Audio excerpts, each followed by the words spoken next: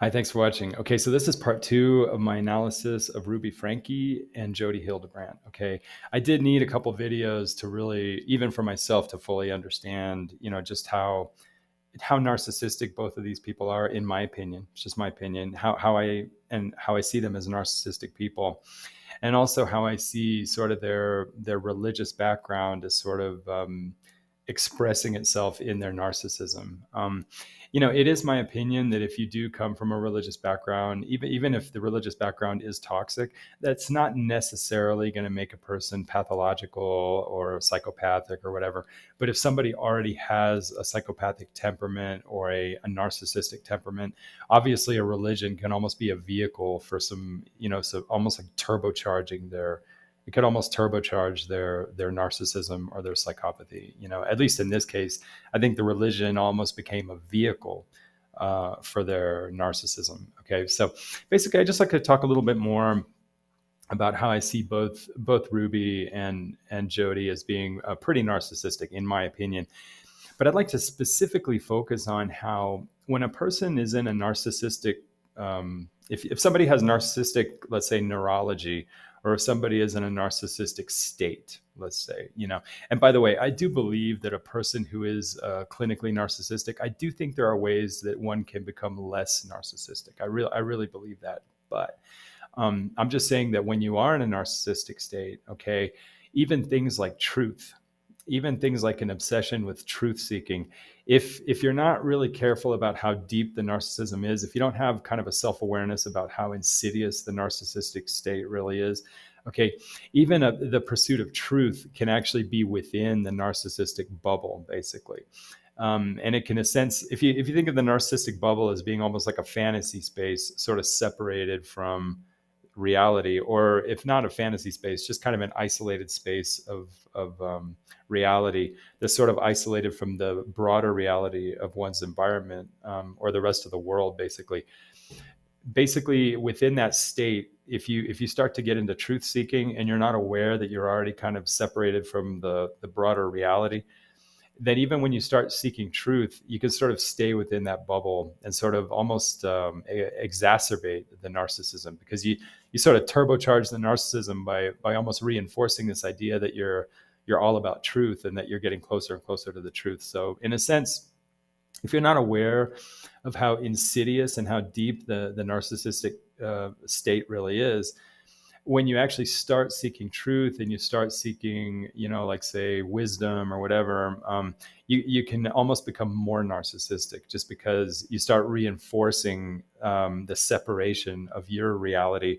from the broader reality of the world. So basically, obviously, I think it's more Jodi Hildebrandt, who has this obsession, almost like a theory. She has almost like a theory of sort of like how you can either live in truth or you can live in distortion. Okay. And so she has this kind of, abstractly, I guess, maybe that I would even agree with her, abstractly, like shouldn't we all want to live more in truth, and shouldn't we all want to live less in distortion?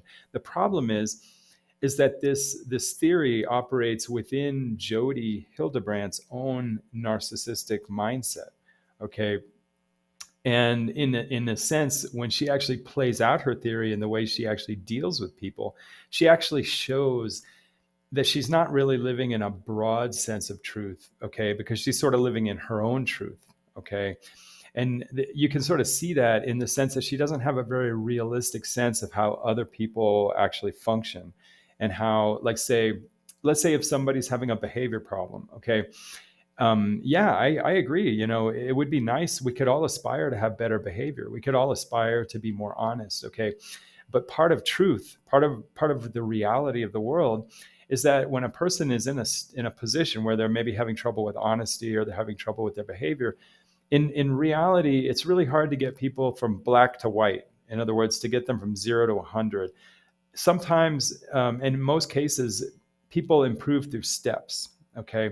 And so when you impose sort of a black and white standard of truth versus distortion, and you sort of expect people to just sort of snap out and just get into perfect honesty or whatever, um, you're sort of not taking into account actually the reality, the truth of what a human organism is, that you may need steps in evolution to get better. And you may need to have a little more tolerance along the way for, like, say, less than perfect performance. And you may need to become accustomed in the world to the fact that things are not always pure. Okay. Things sometimes present as sort of mixed and not perfect. And that, it's more of a question of being patient and having a realistic sense that things, if they are going to improve, they're going to improve through evolution and steps. Okay. So basically, I guess in some abstract sense, maybe I agree. It would be nice if we all lived in more truth. The problem is, what is truth? Okay, that I think is the question. And I think that when you look at Jodi Hildebrandt, I think her sense of truth is very naive, and it's very conditioned, I think, by her Mormon beliefs and her sort of Mormon cosmovision, her sense of the world, basically. So, while we can all maybe all sort of agree that wouldn't it be nice if we could all live in truth, the more problematic question is, what is truth, and how far are all of us from truth? Okay, and to have let's say, a more wisdom about that. That even though we would all like to be close to truth, all of us fall short of it. Okay, because all of us have some degree of subjective, just the how would you say, just the all of us are in a sense impaired by our own subjectivity. And that it's wiser to sort of be aware that we're all subjective, and that none of us have a comprehensive sense of the entire world and the entire environment, and none of us have a full weighing of all the considerations of the actual environment, the actual circumstances of the world. None of us really understand human psychology completely. Human psychology is so complex, it's actually a mystery. So when we try to impose our religious ideals or our personal beliefs on other people, or let's say if we imagine a world where everybody could be more honest and more truthful, none of us know the depths and the complexities of the human psychology as it applies to every individual. And therefore, none of us know really the best course of a realistic expectation for how each person could actually get better. Some people maybe can, in just a very short time, just snap out and just be like radically honest. Other people may have to evolve very, very slowly. It depends on each person's organism. Some people may have such difficulty with their psychology that it may not be realistic for them to be very, like, super truthful, super, have super integrity. And so basically, none of us really know the depths of everybody's psychology. So when you try to impose a standard, and when you try to impose sort of an ideal of everybody being truthful and not having distortion, you have to take into account the psychology of each person. Okay. And some people's psychology may allow for a lot of improvement, but it may require a lot of evolution, a lot of patience. And so when you try to impose, like, say, the sort of a high-handed, sort of an absolutist expectation, in a sense, you're not taking in the reality. You're not taking in the truth of how each person is, and also maybe just the realities of how things change in the world. When you look at, like, say, humans on a broad scale, you're also looking at cultural realities. You're also looking at social realities. You're looking at what is our point in history. Okay, and the fact is that as you try to influence the world, okay, there may be a certain reality, a certain truth as to how influences take hold in society. Okay, and that those influences may take time. Okay, so in a sense, part of truth is understanding that if you have something to influence the world, okay, there may be a certain time and evolution required to actually have that influence. And you have to take into account that what you want to influence on the world may itself have shortcomings, okay, that over time have to get synthesized through history. So in a sense, part of truth is understanding the realities of how evolution takes place and how changes take place in a societal and social, societal, historical context. So in a sense, it is in a sense not a truth. It is a sense of falsehood, that if you have, like, say, a personal belief, if you have a personal standard, that somehow you can just impose it on the world, and it's just going to flash, be enacted in the world, and the world is somehow going to reflect that truth. that in a sense is actually a falsehood, because you're starting from a place of subjectivity. Whatever religious ideology we have, whatever belief system we have, there is going to be some subjective impairment in that. Okay, a wise person already knows that. A wise person knows that we're always in the predicament of some subjectivity, and so that any idea we have will have to get edited through time, through interaction with just experience. As we interact with our environment, with other people, with the rest of the world, we're going to come across the shortcomings over time. We'll have to amend our theories, okay, and even amend our wisdom as we try to, like say, if we try to share our wisdom in the world, or if we try to, like say, make the world a better place. Over time, we're going to realize that we have to update our beliefs as we see in practice, our efforts to try to make the world and other people, let's say, better. Now I do believe to some extent there are people who have, let's say, a noble vision, that maybe we could all be more honest, maybe we could all be more realistic, we could all be more mature, let's say, and I think in the world it is possible that maybe people could be more mature, okay, but even if people have that insight, nobody has a comprehensive understanding of how the dynamics of history work. What are the reasonable expectations for people? What are the reasonable expectations for actually getting an idea influenced into the world? And how long does that actually take through evolution to actually create a change in the world? And then what kind of synthesis takes place as your ideas integrate with other people's ideas? And so you end up sort of weaving a quilt with other people over time and through the evolution of history.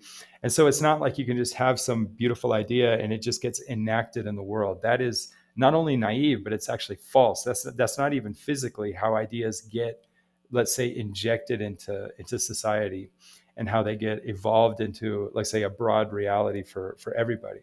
So in a sense, even though Jodi Hildebrandt has ideals and she has beliefs, okay, and she thinks she knows what truth is, okay, and she whatever her position, there's actually a falsehood. There's a falsehood in her position, because she's not taking into account that there's a subjective element into what she considers the truth, and to how she believes her position on truth can get, let's say, influenced into the world. All right, she doesn't realize she's not aware, I think, of some of the realities of how a belief about truth has subjective aspects, and how there is sort of an evolutionary process and an kind of a dirty process, a messy process, and how an idea sort of gets influenced into the world, and how through influence and through contact with other ideas, it'll end up getting amended and sort of blended and evolved in with other realities. So in a way, I would say that the Jodi Hildebrandt's sort of vision of the world and vision of how ideas get influenced into the world, I think really is actually not true.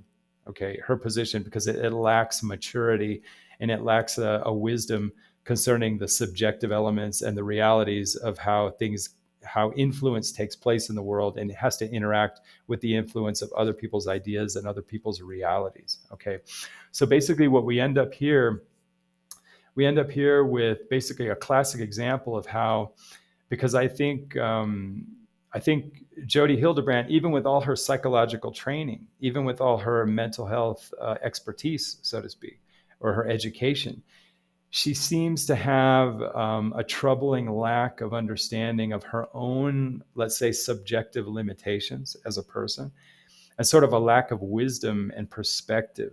And I guess I would say reality testing, very, very poor reality testing about how ideas actually get influenced in the world onto other people. And how, of course, even if you think you have, wonderful ideas, how over time those are going to have to get amended and edited and synthesized as you come in contact with broader realities on the outside of yourself. So in a sense, because I don't think she's taken into account her own, let's say, narcissistic realities and her own subjective realities, I think in a sense what she's done is she sort of conserved a sort of a fantasy of truth. Okay, sort of a fantasy of truth, along with a fantasy of how her truth could get imparted into the world. So basically, if it had gone another way, if somehow, if Jodi Hildebrandt maybe had seen the light earlier in life and understood that maybe she had her own narcissistic issues, which is possible. People with narcissism sometimes can become aware of their issues to a point, to a point. If she had sort of at least had a glimmering understanding of her own, let's say, subjective limitations and her own narcissistic sort of tendency to over idealize and over sort of fantasize and oversimplify her sense of reality, okay, she might have over time still held on to an ideal that maybe in the world people could be more mature, people could be more disciplined, people could be more truthful, okay, and she could have saved something, there could have been something good about her position, in the sense that I think all of us, maybe, or a lot of us, would like to see a world where people are more responsible, where people are more, mature, where people are more disciplined, okay, in a healthy way. But maybe she could have come up with a more healthy expectation of how she could try to influence, and maybe instead of putting people under like such a harsh standard, to just snap out of it and just be perfect. Maybe she could have developed a more realistic expectation that for each person, the evolution towards truth is going to look different. And maybe she could have taken more of a position of encouraging people and being patient with their progress and their different expressions of improvement. And maybe in another world, in another situation, she could have just been a healthier coach or a healthier therapist, where she could have just advocated to help people in their own personal struggles to try to get, let's say, more honest, more mature, more efficient in life, to have more effective lives, but have more patience to understand that the way each person progresses, and also what it actually means for a person to be truthful, might look different than what she thinks. Okay. So like in the end, just because she has narcissistic features, that doesn't mean that in another, let's say under different circumstances, okay, she might have under different circumstances maybe seen the light about, what it means to be a subjective person, what it means to have one's own narcissistic issues. And maybe in another situation, she might have had a more, say, realistic, sort of a more realistic understanding of how she might try to make the world a better place. Okay, because I think in the end, I mean, yeah, she did end up. I think she did end up sort of aggravating her own narcissism, and in the end, she hasn't really made the world a better place. Okay, so she has failed, I think. But I think deep down inside, if she really wanted to help make the world a better place under different circumstances, it might have been possible. But I think she would have had to sort of take into account maybe her own subjective and narcissistic issues, and sort of maybe develop a little more realism. Okay. So here, I guess, if we want to contrast anything, I think we have to be really careful, all of us, even people who are not narcissistic, okay? All of us have subjective limitations, okay? So when anyone, whether narcissistic or not narcissistic, when anyone has an idea of, let's say, the truth, or let's say having integrity in life, okay? We want to be really careful that there's one of the most important aspects of life is not just what we may believe or what we may think is is truth or integrity, but we also have to understand there's another aspect to being truly, let's say, real, to being really in the world, which is to have good reality testing. In other words, to understand that we all live in a subjective limitation, okay, and that there is the broader world around us, the broader realities around us, okay, and part of the truth is the reality of how people are, what our environment is really like, okay, as opposed to how we want it to be, okay, and to actually take the trouble to learn about other people and learn about the environment and see how they really are, as opposed to how we want them to be, okay? Because I may want a lot of things and I may think a lot of things, but as I go into practice and I actually experiment with people and I see how people are, I may learn that, unfortunately, even though I would love people to be more honest and I would love people to be more, less, how would you say, like less, she has the thing of, she talks about truth versus a distortion. Okay, so I would love people to be more truthful, more transparent, more, as opposed to being more, what do you call it? I'm so sorry. it's truth versus, I keep, I'm sorry, gosh, I'm sorry, I apologize. Anyway, I would love people to be more truthful. I would love people to be more mature, as opposed to being in the, whatever the other thing, I want to say interpolation, but in reality, people actually may have limitations of their own because of their own psychologies. Okay, other people may have, let's say, emotional issues with their emotional intensity that actually prevents them from having all the time perfect truth or perfect realism. Okay, and that you have to be patient with people, and that maybe as on individual levels and in terms of culture, maybe even our culture has issues. Okay, where you have to be patient and you have to allow for the realities of evolution. Okay, and evolution on an individual and a cultural basis can actually take decades. Okay, and that we're all on a path, you know. And I think even a lot of people who believe in Christianity understand Christianity as a path, you know, as a path. It's not you just get there. We're all struggling, let's say, with sin, so to speak. If you want to think in those terms, I'm not religious, but if we want to think in the terms of, let's say, being a Christian, you could say we're all on the path, let's say, to getting over our own sins, so to speak. I'm just using their language, you know, and that it's a path, you know, and that it takes a lifetime, you know, and that if you don't really understand that people make real change through evolution, if you don't really understand that, you're not really in truth, because you don't really understand how, you know, you don't really understand how your ideals, even if they were true, would actually be how they would actually be realized in other people. You know what I mean? So in other words, if you don't have a realistic sense of other people and society and how things evolve and change in the world, then you're not actually in truth. You know what I mean? So in a sense, you know, I think we ought to maybe think less about truth and maybe more about realism. And realism can only be obtained by getting out in the world and seeing how things actually function. You know what I mean? Just seeing how things actually function.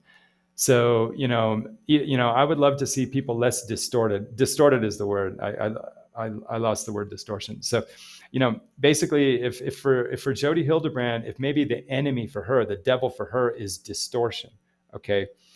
And even though she would love to just destroy the enemy, whatever, I think a more realistic person would understand that even if it is the devil, and I'm not saying it's the devil, but even if distortion is the devil, okay, the reality, the truth is that devil, that distortion, doesn't just vanish by just magic. Okay, we all struggle with it, And let's say, if I want to admit, maybe I have distortion in my life, okay, fine.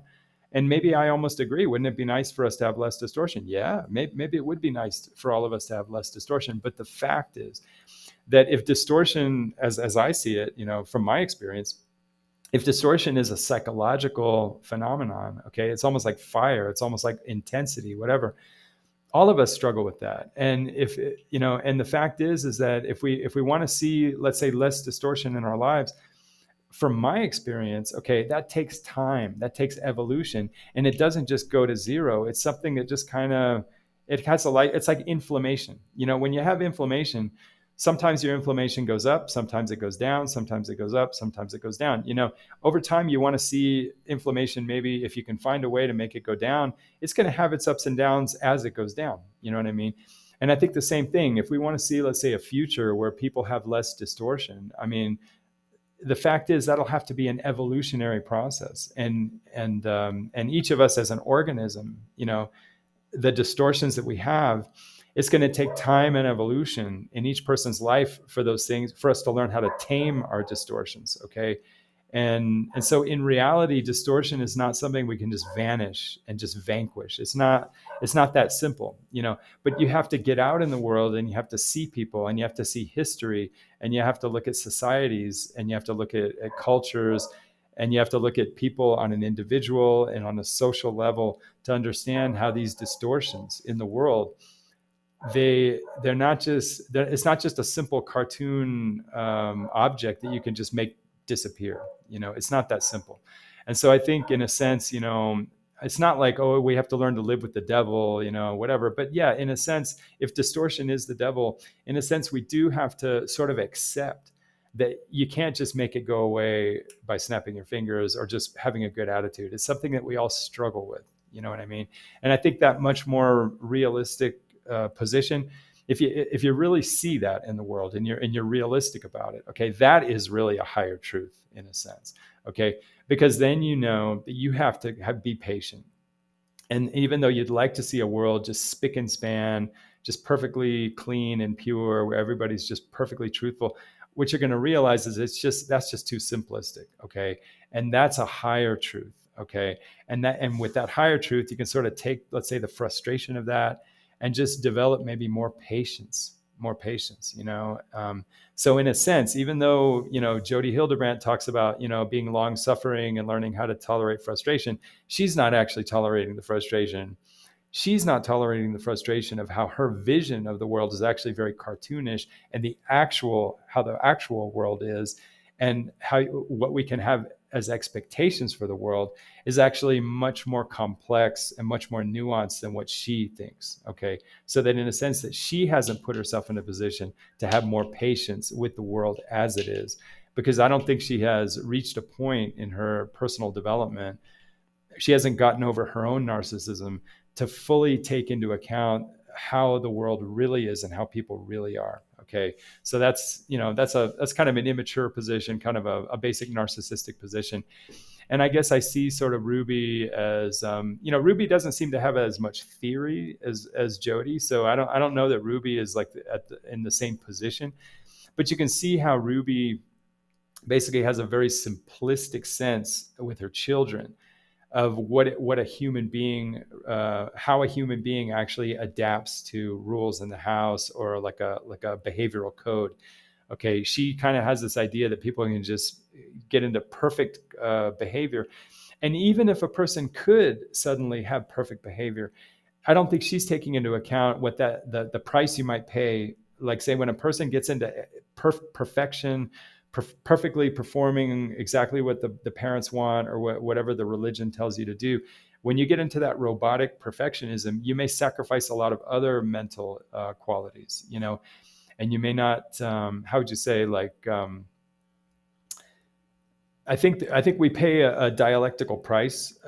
Like, say, if one day I just want to get, suddenly I want to be a perfect behaving person. I want to just follow the speed limit, and I become like OCD, like I just want to be like scrupulous in my behavior. Okay, there may be a lot of psychological things that I think that, how would you say, if I get into, like, say, having perfect behavior, all right, and I never had that problem, but if I became like a scrupulously religious person where I just follow every rule and I become a perfectionist, okay, I might start to sort of not realize, I might start to forget that even though I'm behaving perfectly, let's say according to the letter of the rules, deep down inside, I might have psychological issues, like, say, aggression, like, say, I might have, you know, certain like psychological realities that I'm sort of like forgetting about. You know what I mean? Because in my perfect compliance and my perfect behavior, I might form a false belief that I'm actually in a good place. Okay, when in reality, I'm not dealing with some of my impulses, some of my aggression,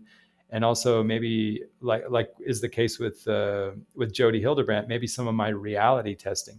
So I might fall into, like, say, the naive picture of you know, what the religion says or what my family says as far as, like, you know, how the world is, and I might actually not be practicing, let's say, getting to know how other people are, and I might fall into that simplistic idea of, you know, what is truth, or, you know, what is, you know, or what to expect with other people. You know what I mean? So just because you can get into, like, say, even if you could, let's say, perfectly perform according to, like, say, a behavioral code, or let's say one of Ruby's children actually was perfect in her behavior. Okay, that doesn't mean that child actually is developing a mature, realistic sense of the world.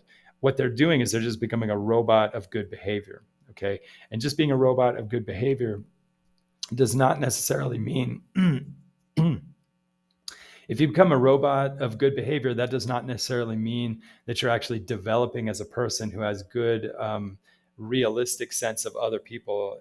You know, you might say the more sophisticated empathy with other people. So anyway, that's just my part two, talking about Ruby and Jodi and their obsession with truth, and how that doesn't necessarily mean that they're not narcissistic. So anyway, thanks for your patience and thanks for watching.